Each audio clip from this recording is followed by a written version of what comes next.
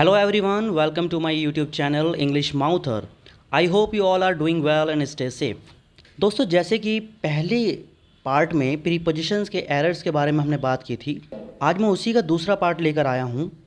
जिन्होंने पहला पार्ट नहीं देखा है वो पहला पार्ट ज़रूर देखें। पहले पार्ट की लिंक मैंने डिस्क्रिप्शन में दी है। चलिए तो शुरू करते हैं। पहला sentence, he differs from his brother on this issue. यहाँ पर वर्ड देख रहे हैं डिफ़र, और डिफ़र के साथ में यूज़ हुआ है फ्रॉम, जबकि यहाँ पर डिफ़र के साथ फ्रॉम का इस्तेमाल नहीं होगा, बल्कि फ्रॉम की जगह यूज़ होगा विद। यहाँ से हमें रूल भी मिल जाता है कि differ plus with plus somebody, differ plus from plus something.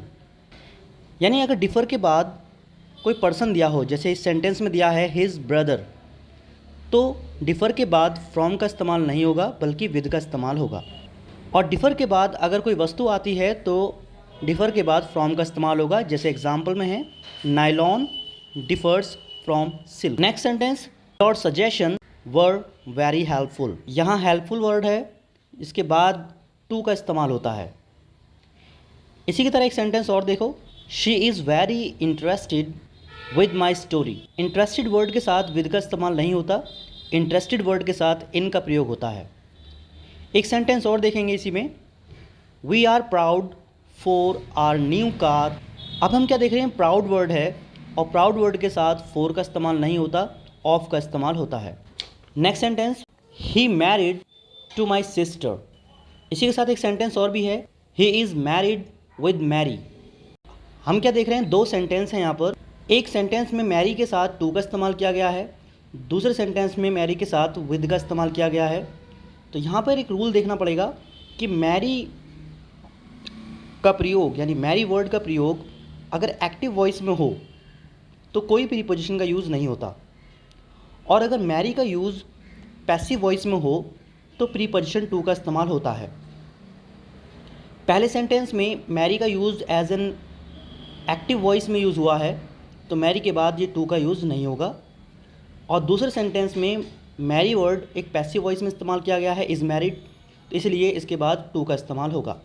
Next sentence, the teacher is pleased for boys progress.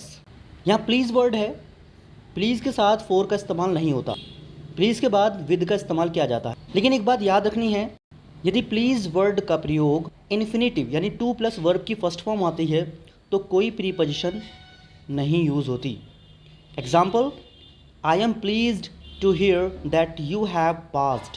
यहाँ प्लीज़ वर्ड है, उसके बाद में टू प्लस वर्ब की फर्स्ट फॉर्म दी है, तो अब प्लीज़ के बाद आपको टू या कोई और प्रीपोजिशन का इस्तेमाल करने की ज़रूरत नहीं है। नेक्स्ट और last sentence, we are sorry about that person.